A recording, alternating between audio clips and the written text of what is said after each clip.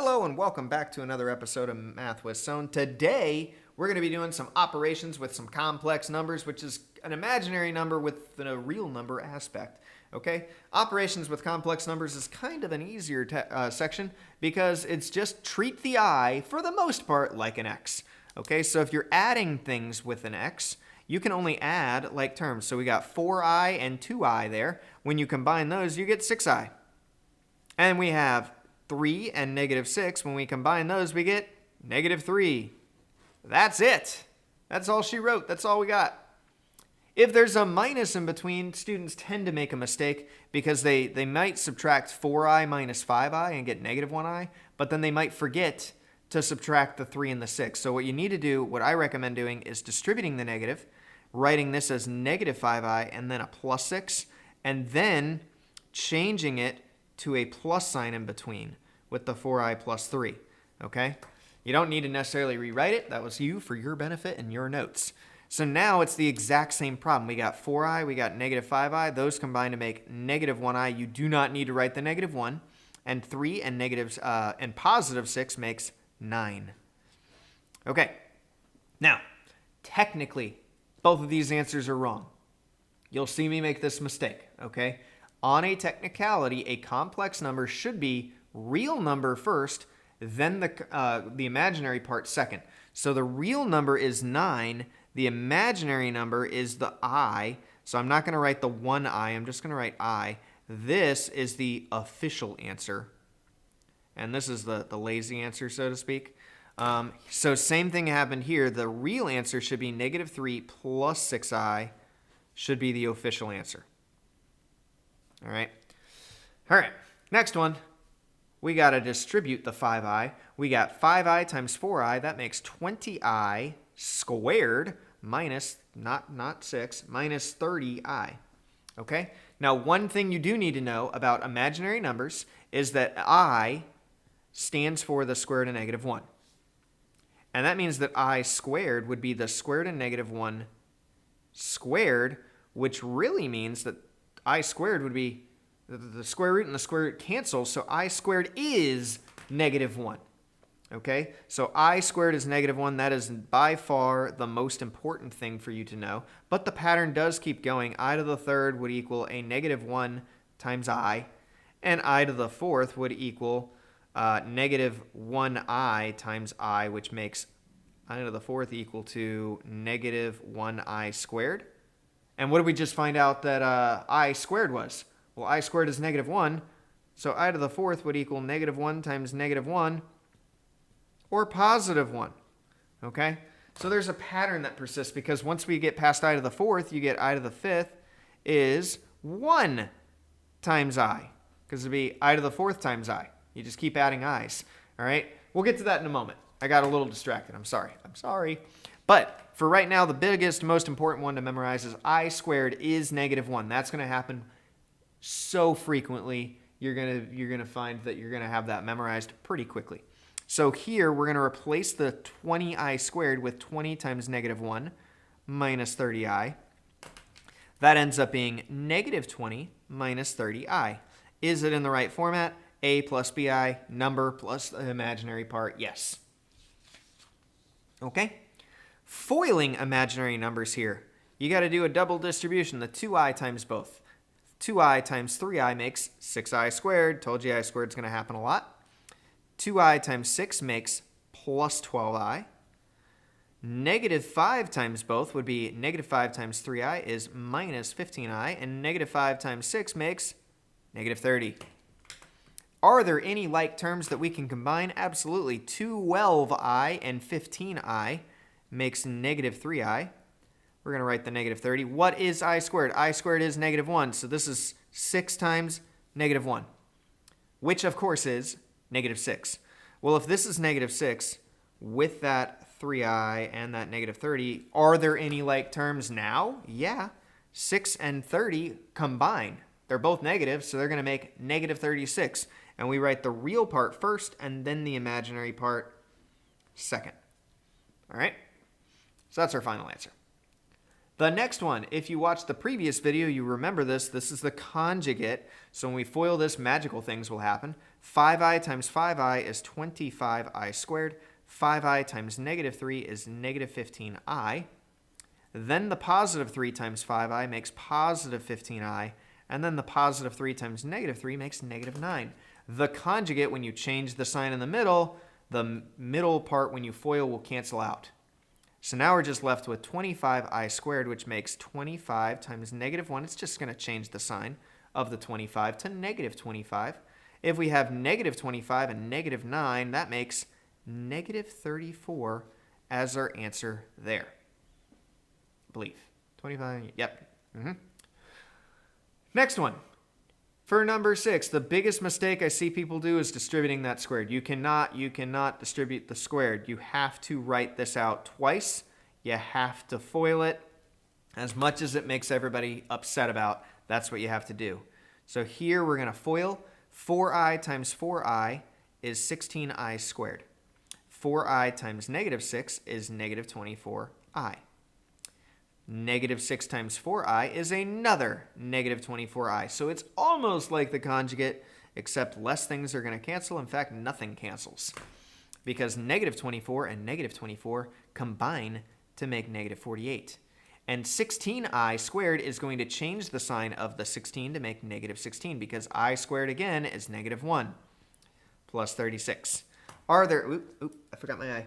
Are there any like terms now? The first term and the last term are 16 and 36 combine, the negative 16 and 36 combine to make positive 20, and then the 48i next. All right? Next part.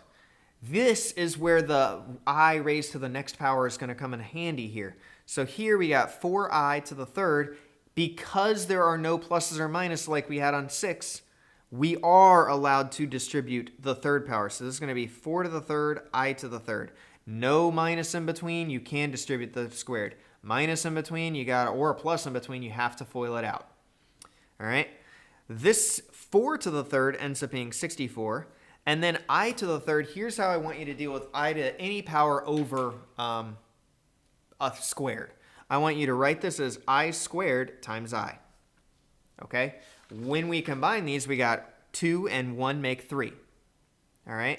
So what is I squared? I squared is negative 1. So this is going to be negative 64 times I, or negative 64i. Okay? What about on number 8? Well, we have I to the fourth and then the 2 to the fourth. And what did I tell you to do? I want you to write it as I squared. So this 2 to the fourth is 16. We can use a calculator if you want to. And then I to the fourth would be I squared times I squared. 2 and 2 make 4. 2 and 2 make the 4. So I squared is negative 1. So this would be negative 1. And then another I squared is another negative 1. So this is going to be 16 times negative 1 times negative 1, which ends up being a positive 16. Okay? Here we have negative 2 to the fifth, and then I to the fifth. Okay, so let's figure out what negative 2 to the fifth is. If you don't use parentheses in your calculator, you're going to maybe get these wrong every once in a while. But negative 2 to the fifth in your calculator is 2 times itself, negative 2 times itself 5 times, ends up equaling negative 32. Then we have an I squared times an I squared times an I to the first. See how we have 2 plus 1? So you fill out however many 2's you need. In this case, 2 and 2 made 4, and then we needed another 1, so that's why I have a 1 here. It's always going to be squared, squared, and then 1 left over. Or squared, squared, squared, 1 left over. Or squared, squared, squared, squared, squared, 1 left over. On the first part, it was squared and then 1 left over. It's always going to only ever be a remainder of 1. That's why I want you to write the I squareds. So, negative 32. Negative 1, and then positive 1i. Almost messed up there. So negative 32 times negative 1 makes positive 32, times negative 1 makes negative 32, and then I. Okay, now there is a downside to doing this I squared. It's listed out multiple times. It's possible that it's annoying.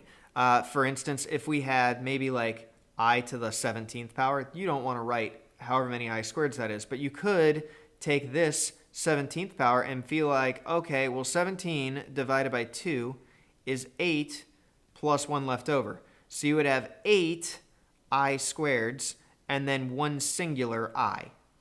Okay, so if you have an even amount of I squareds, that means that this is going to be a positive 1 when it's over. If you have an odd amount of I squareds, it would be a negative 1. So even amount of I squareds, it would equal a positive 1. An odd amount of I squareds, it would equal a negative 1 when it's all said and done. All right, and then your remainder would be whatever you get for the I. If you have a remainder, it would be positive 1I. If you have a remainder, it would be negative 1I for the odd amount of I squareds. Okay, those don't happen very much, and you could always list out a whole bunch of I squareds until you get to your desired result.